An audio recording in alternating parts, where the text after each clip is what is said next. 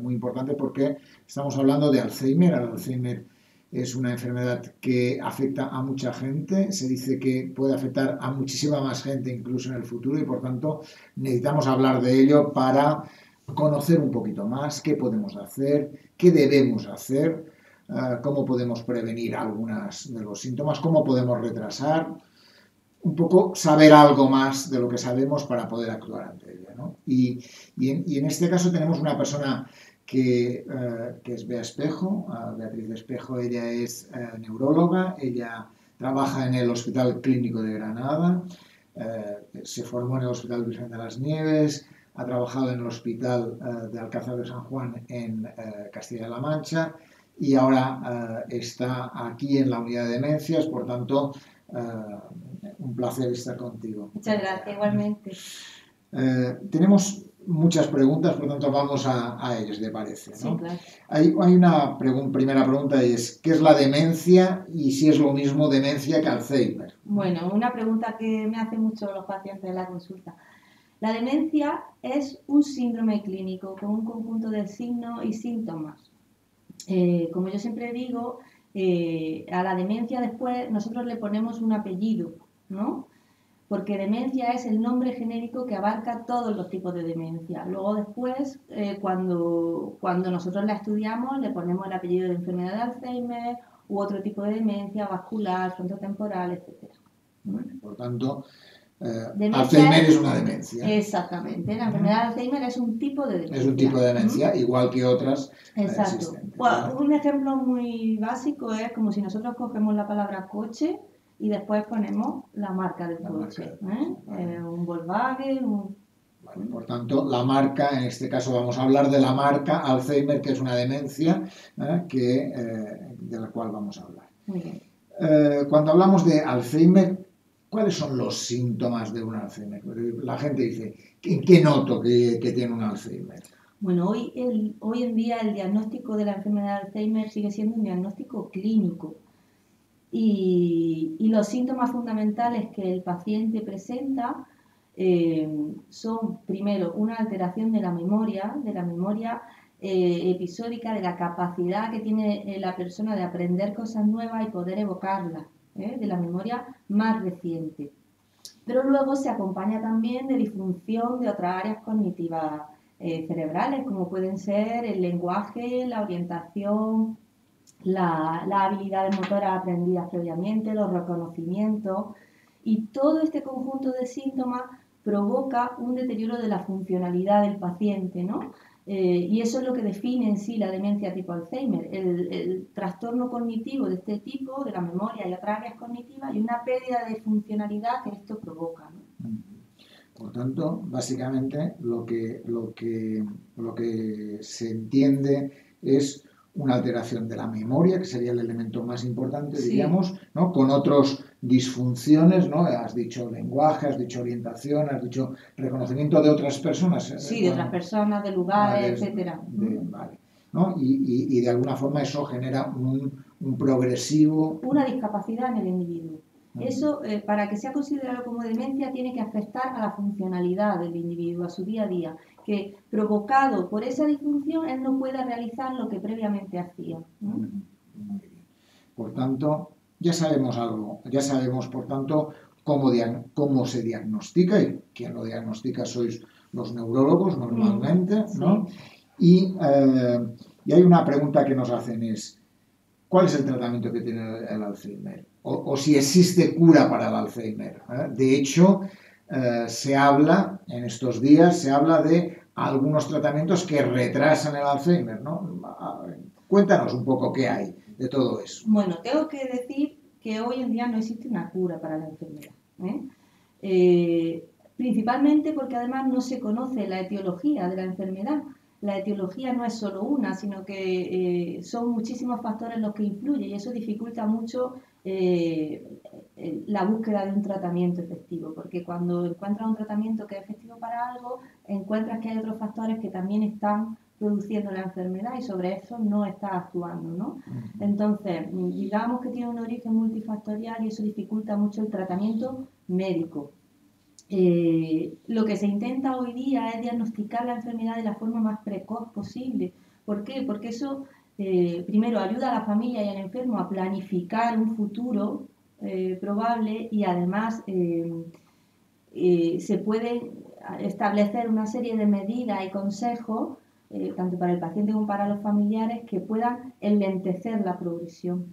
Que es un elemento fundamental. Fundamental. Para el cuidado, para... Claro, evitar... Incluso para el paciente, en el sentido de sentir claro. que los síntomas van muy rápidos. Claro, bueno, porque además una peculiaridad que tiene esta enfermedad es que muchas veces el paciente no es consciente de lo que le pasa. Yo siempre se lo digo a los familiares, el paciente con una enfermedad de Alzheimer rara vez viene a la consulta, sino que lo traen, ¿no? Lo traen porque son los demás los que han visto el fallo y él no se da cuenta. Incluso lo llega a negar o a esconder, ¿no?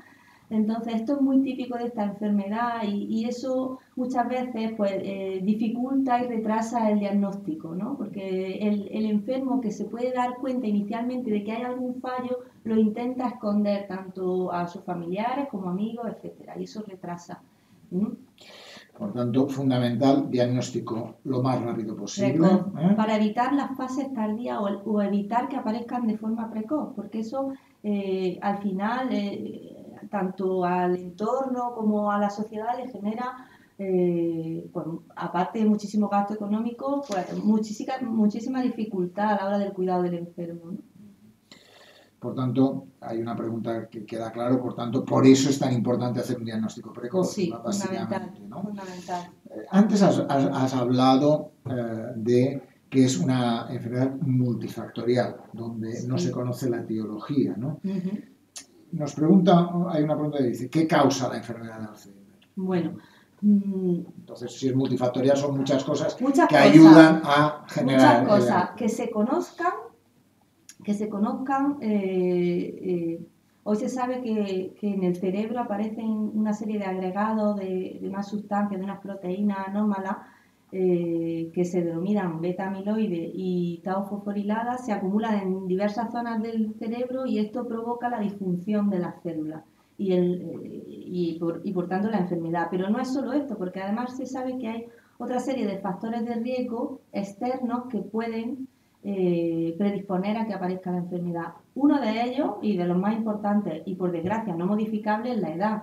Se sabe hoy día que la edad es uno de los factores de riesgo, como en todas las enfermedades degenerativas, ¿no?, de que aparezca esta enfermedad.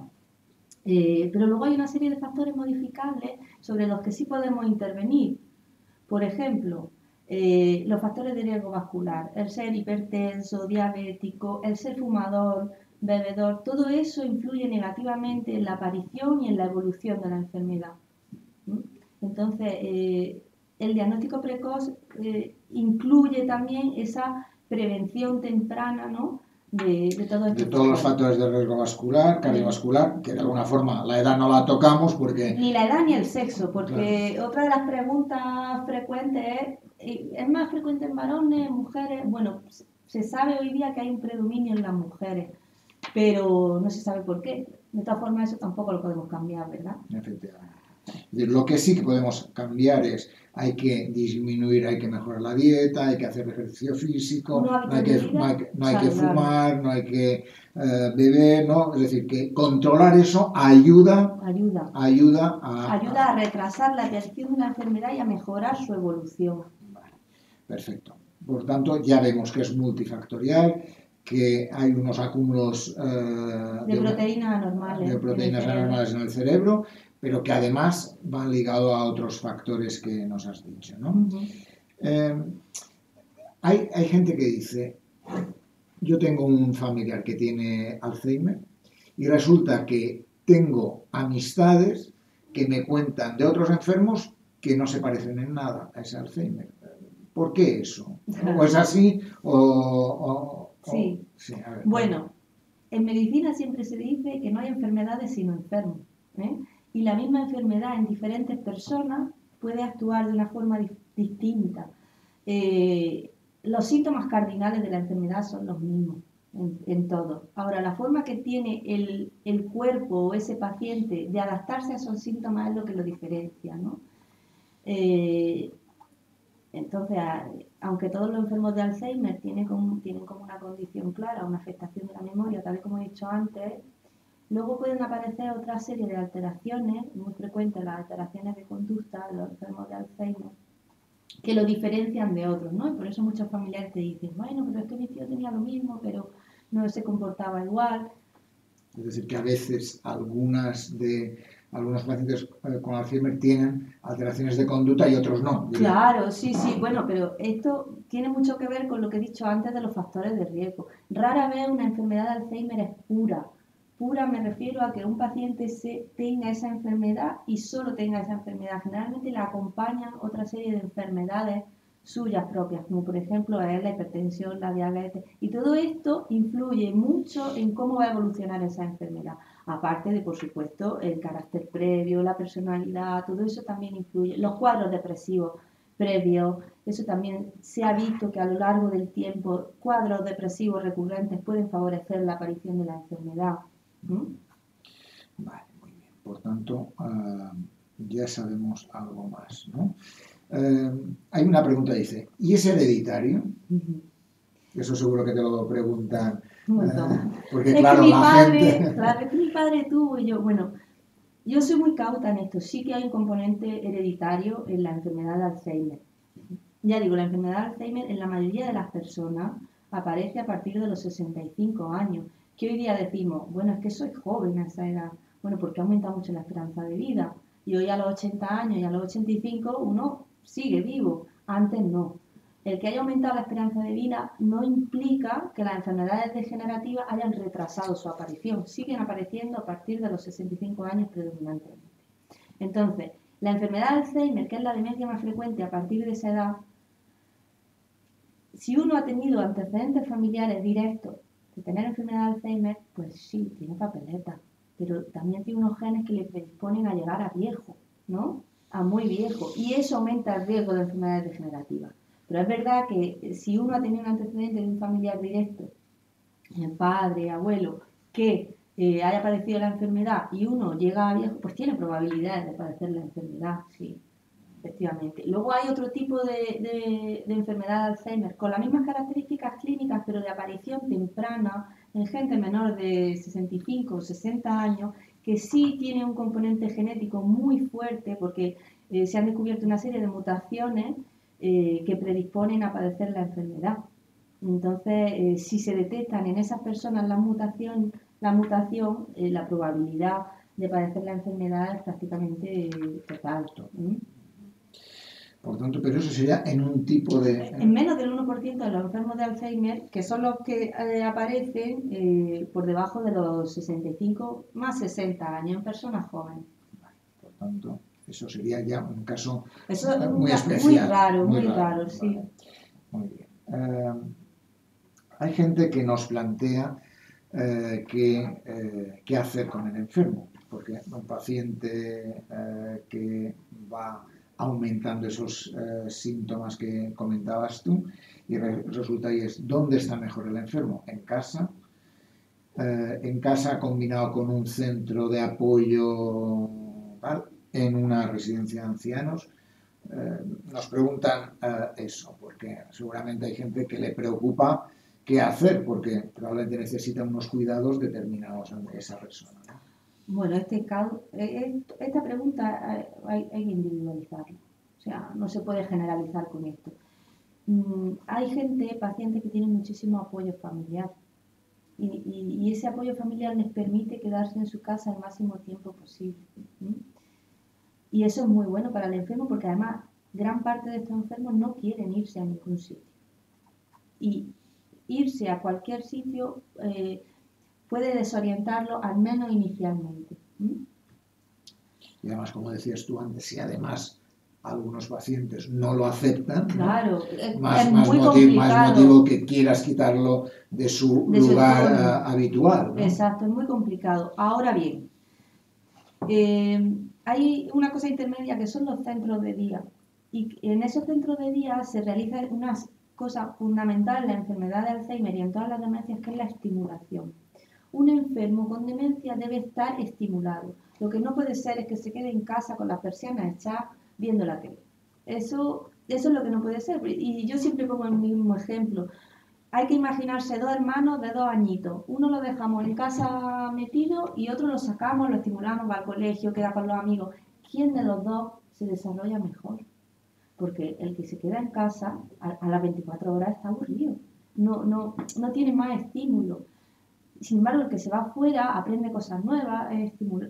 Lo mismo nos pasa a los adultos, exactamente igual. Entonces, si en casa se está muy bien, pero que reciba estímulo, que le dé la luz del sol, que eso regula muchísimas hormonas, que se interaccione con gente, que haga actividad física si puede, que salga a pasear a diario, eso es fundamental. Quedarse en casa, parado, sentado, viendo la tele, no, eso va en contra de la enfermedad, ¿eh? Y con respecto a que pueda acabar en una residencia, pues yo muchas veces esto lo he aconsejado, porque convivir con un enfermo de Alzheimer a veces es muy complicado, muy complicado. Llega un momento en el que las alteraciones de conducta superan todo, lo superan todo. Entonces, la familia está claudica, no puede más, el enfermo tampoco está bien manejado. Es fundamental que esté en un sitio donde lo controlen bien, donde se controle bien la medicación, y a veces ahí están mejor que en casa. Por tanto, hay que valorarlo, hay que individualizarlo, hay que ver cada caso, cada persona es un mundo. Lo decías antes, alrededor de los enfermos tienen diferencias que van ligados a algunos factores personales, algunos factores individuales y luego algunas cuestiones de la propia enfermedad, ¿no? Eso de alguna forma me viene a preguntar, una de las cuestiones que nos preguntan los pacientes es cómo afecta psicológica y emocionalmente al Alzheimer al entorno en el que vive, porque de alguna forma nos lo decías, ¿no? Si hay un entorno en el cual la familia abandona, no puede más, seguramente es porque la carga emocional, familiar, tu padre o tu madre o alguien que ves cómo se va degenerando, realmente seguramente afecta emocionalmente, ¿no? Entonces, háblanos un poquito de eso, de esos aspectos emocionales o psicológicos que afecta, cómo lo vive la gente y cómo es capaz de salirse de ese momento. Es complicado, ¿eh?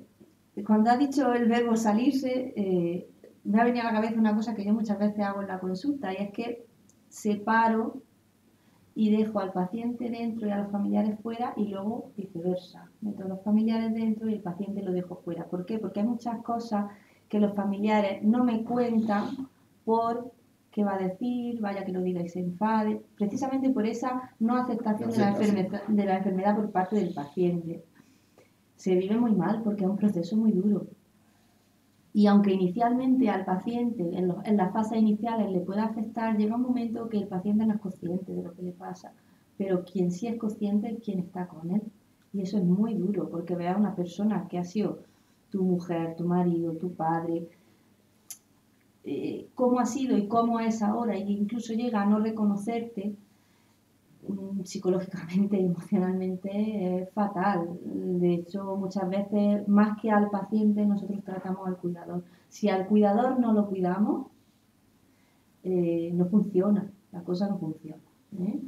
El cuidador debe encontrar un momento, primero debe entender bien la enfermedad, que a veces también es muy complicado, ¿eh? Porque cuando te encuentras a personas muy mayores, a veces se creen que su pareja, su esposo, su mujer, pues le está tomando el pelo, o ¿no? Cuesta mucho hacer entender la enfermedad, y luego adaptarse a esas situaciones es muy complicado, muy complicado. Entonces nosotros intentamos aconsejar todo lo que podemos, y de hecho para eso está la unidad de neurología cognitivo-conductual, no solo para ayudar al paciente, sino para ayudar al familiar.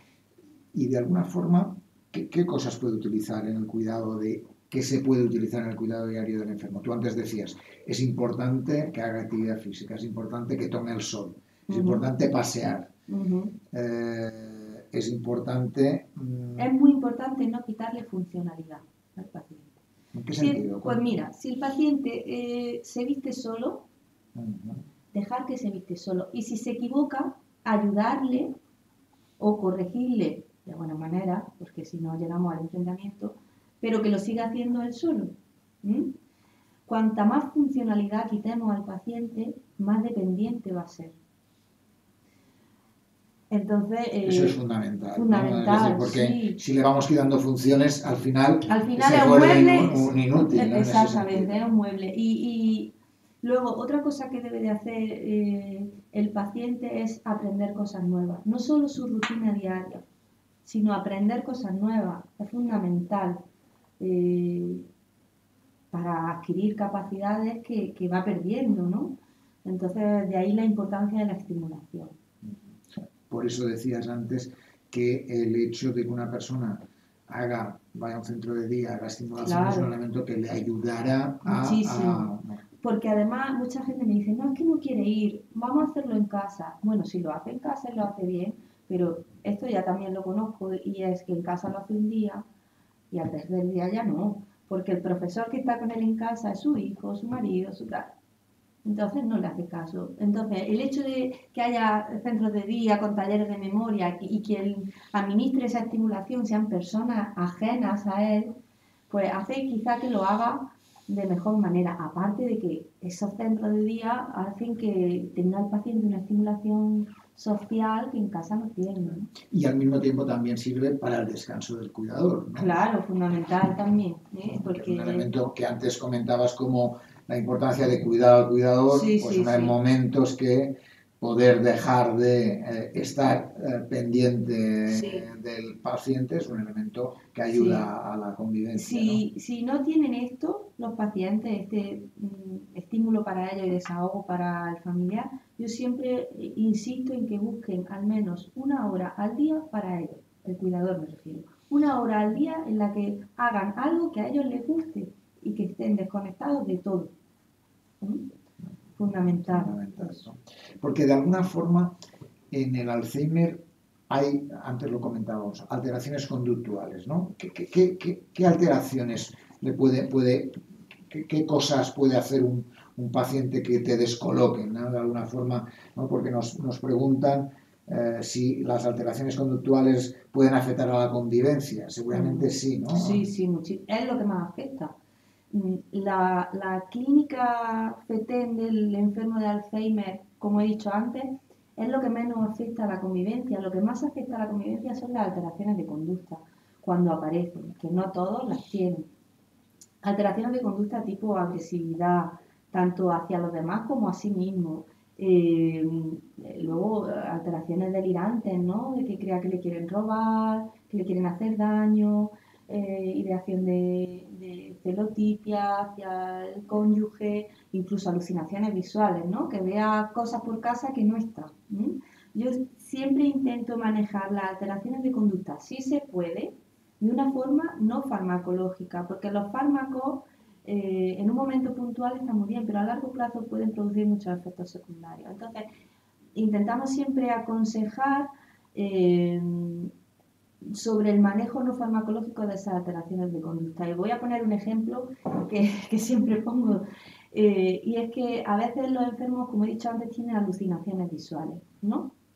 Si esa alucinación visual no le genera al enfermo ningún malestar, porque a veces, por ejemplo, estoy cenando en casa y ve a una persona ahí al lado cenando que no está, y empieza a decir, ¿y ese por qué ha venido? Ahí, y el otro, pues ahí no hay nadie, que sí, que ahí estoy viendo un hombre. A veces es mejor decirle al enfermo, ah, sí, porque ha venido fulanito a cenar, pero ya se va. Y se corta la conversación y no entra uno en conflicto, que hacerle o intentar hacerle razonar. Porque no lo va a hacer cambiar, porque él lo está viendo, ¿no? Entonces, ese manejo no farmacológico es fundamental. Ahora, si la alucinación lo que genera la vive como una amenaza, eso sí hay que tratarlo y hay que tratarlo si se puede farmacológicamente. ¿Por qué? Porque imagínate que ve bichos que se le suben o ve a una persona que le quiere atacar, eso ya es muy difícil de reducir con la conversación, ¿no? Perfecto. Por tanto, muy importante y es que cuando aparecen hay que intentar no farmacológicamente, no con medicamentos, intentar ver cómo lo podemos corregir y si no, en todo caso, se corrige, ¿no? Hay una pregunta que nos hacen, y es ¿qué es? ¿Que tiene Alzheimer, tiene una demencia o es que es muy mayor? O las dos cosas. O las dos cosas, ¿no? La enfermedad de Alzheimer es una enfermedad, ¿eh? Que el factor de riesgo, uno de los factores de riesgo, como he dicho antes, más importante es la edad, eso está claro, y a más edad, más probabilidad. De hecho, a partir de los 65 años, cada 5 años que sigamos vivos, la prevalencia de la enfermedad se duplica. O sea, que el riesgo a los 80 años es mucho mayor que a los 65. Pero no forma parte del envejecimiento normal. Es una enfermedad como tal. Y eso es importante tenerlo claro, ¿no? Claro.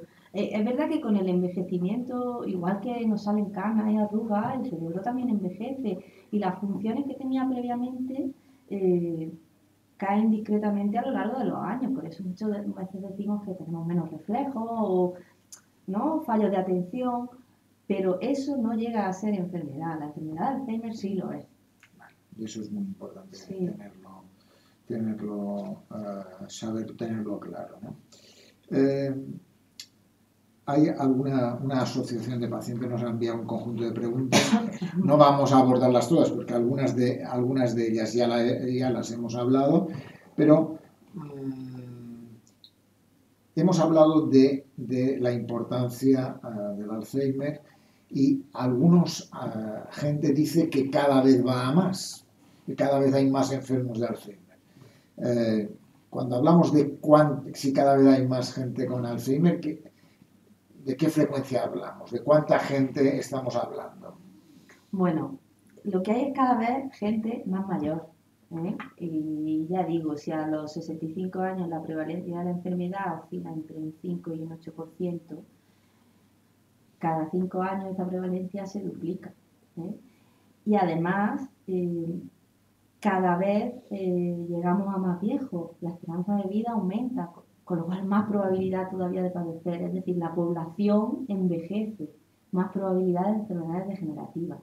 Y además, con el diagnóstico temprano de la enfermedad, muchas veces conseguimos enlentecer la progresión por todas estas medidas de las que hemos hablado antes. Entonces, ese enlentecimiento de la progresión acumula enfermos también, ¿no?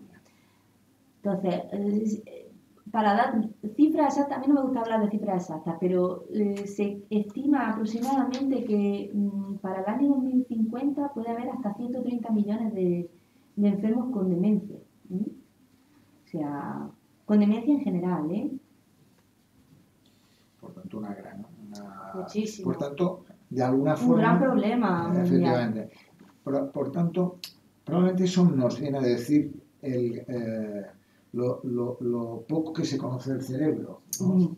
Yo soy neuróloga y conozco poquísimo. O sea que... Por eso digo, probablemente hay órganos, el corazón se conoce de arriba a abajo, se sabe cómo entra, cómo salen, las válvulas, las venas, las arterias, todo se conoce. Órganos mucho más accesibles, ¿no? Y en cambio el cerebro es un mundo aparte, digamos. Sí, muy complejo, muy complejo. Y de alguna forma hay grandes estudios que se intenta conocer el cerebro, pero mucho hay por Muchísimo. saber, ¿no? Yo creo que se conoce una ínfima parte del funcionamiento cerebral. De todas formas, viendo un poco las preguntas, algunas de las preguntas que nos hacen prácticamente están prácticamente todas contestadas. Antes comentabas al inicio, decías que es una enfermedad que influye mucho la edad, ¿no? Sí. Y que probablemente a partir de 65 años el porcentaje cada 5 años se duplica, ¿no? De alguna forma, ¿a qué edad aparecen los primeros síntomas? Hoy se sabe que la enfermedad sin dar síntomas, es decir, una enfermedad preclínica, aparece años antes en el cerebro de manifestarse. Los síntomas, cuando aparecen, dicho de otra manera, cuando aparecen los síntomas de la enfermedad, eso ya lleva gestándose años en el cerebro, ¿no? Hay una cosa que es muy importante de diferenciar y es lo que nosotros llamamos la reserva cognitiva. La reserva cognitiva es eso que nosotros creamos a lo largo de la vida con nuestros hábitos de vida, nuestros estudios, es decir, no tiene la misma reserva cognitiva una persona sin estudios, que no sabe leer ni escribir, etcétera, que una persona pues con altas capacidades, licenciado, con una carrera, con otra función, ¿no? La edad de aparición de la enfermedad de Alzheimer o de las manifestaciones clínicas en los enfermos que tienen una baja reserva cognitiva es más precoz, ¿no? Es más precoz. Sin embargo, se sabe hoy día que la progresión de las enfermedades en estos pacientes es más lenta, más benigna, entre comillas. No me gusta hablar de benigno porque es una enfermedad, pero más lenta. Sin embargo, en los pacientes o personas que tienen una alta reserva cognitiva, la edad de aparición de la sintomatología es mucho más tardía. ¿Por qué? Porque durante esos años, por ejemplo, desde los 65 a los 80 años, que podía haber aparecido la enfermedad o los primeros síntomas clínicos, su cerebro, muy bien amueblado, entre comillas, lo ha estado protegiendo de la aparición de la enfermedad. Ahora bien, cuando aparecen los primeros síntomas es que ya no le queda más para compensar y el deterioro es mucho más rápido. Muy bien. Tenemos algunas pregunta, una cuestión es ¿qué pruebas se hacen? ¿Qué pruebas hace para el diagnóstico? Porque has dicho es un diagnóstico clínico. ¿Hacéis algunas pruebas que os confirman ese diagnóstico? No. La confirmación de la enfermedad de Alzheimer, es decir, tengo una enfermedad de Alzheimer como tal, FETEN, solo se hace mediante el estudio cerebral. El estudio cerebral con biopsia cerebral, es decir, cuando el paciente ha fallecido mediante necrosia. Eso no se hace hoy día. De hecho, los criterios diagnósticos definen la enfermedad como probable o posible, según lo cumpla más o menos, ¿no? Pero sí que hay una serie de pruebas que nos ayudan o apoyan en ese diagnóstico clínico. Una de las principales son las pruebas de neuroimagen cerebral, ¿no? La aparición de atrofia en determinadas áreas del cerebro apoya el diagnóstico de una enfermedad de Alzheimer y descarta otro tipo de demencia, ¿no? O apoya otro tipo de demencia. Y luego hay una serie de pruebas que hoy en día están muy en boga que se llaman biomarcadores, ¿no? Los biomarcadores son una serie de pruebas que son medibles y que nosotros utilizamos para intentar predecir con una alta sensibilidad y especificidad que lo que tenemos delante es un enfermo de Alzheimer como tal. Y biomarcadores se pueden solicitar tanto el líquido cefalorraquídeo, el análisis del líquido que se encuentra dentro del sistema nervioso central, o mediante técnicas de neuroimagen más específicas que demuestran ese acúmulo anormal de las proteínas de las que hablaba antes, ¿no? Tanto el beta amiloide como la proteína tau. Nos preguntan, ¿hay algún tipo de ejercicio cognitivo que pueda ayudar a la persona que sufre la enfermedad?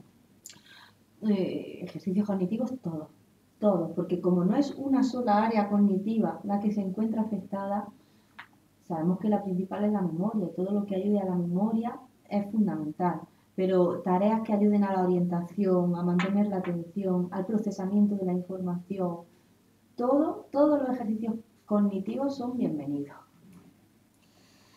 Por tanto, importante, hacer muchos ejercicios cognitivos, en ese sentido, como un es elemento que estimula, claro, que antes una parte comentabas como un elemento muy importante, ¿no? Sí.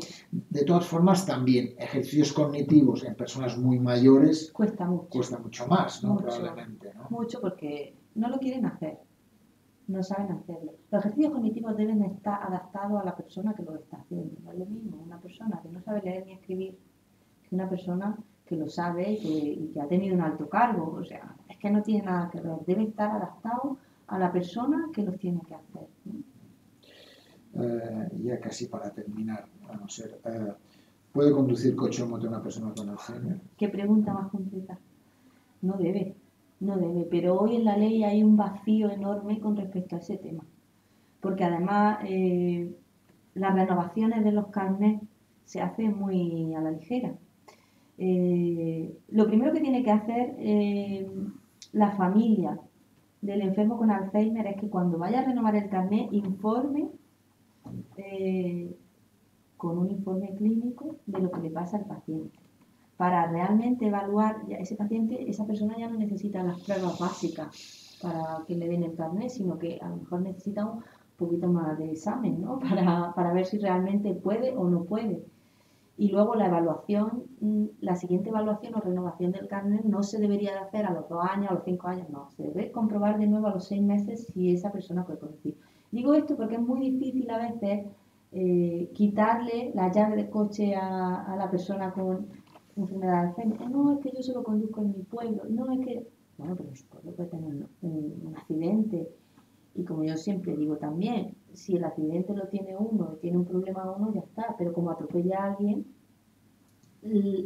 legalmente la responsabilidad, si él está enfermo, recae sobre el entorno, los familiares, etcétera. Entonces hay que hacer lo posible por retirar eso y manejarse la vida de otra manera. Además, la actividad física es fundamental, pues nada, también perfecto.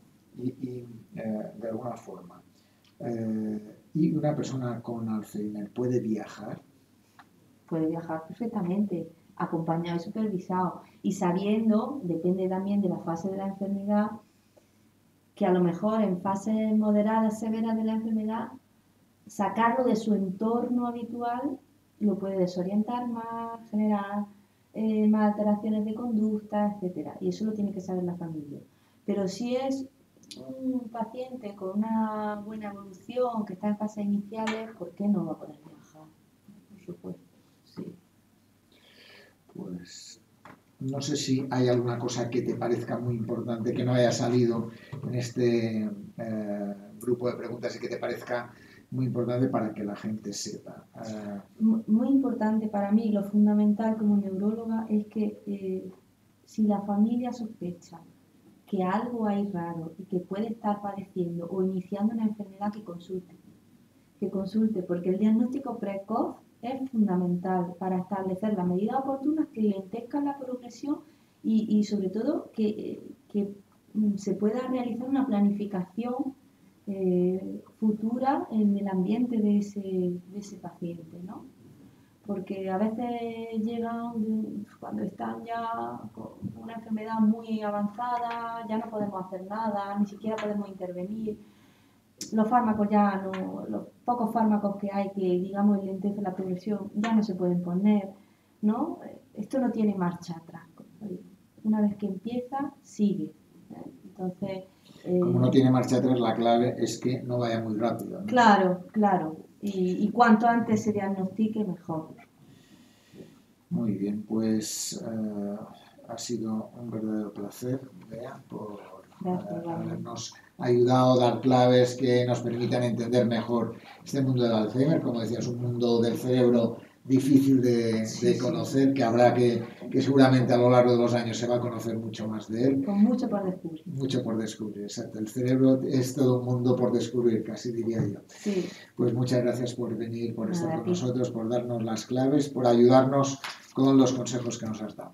Muy bien. Y seguimos pronto con otros videochats con nuestros expertos. Muchísimas gracias. Hasta luego.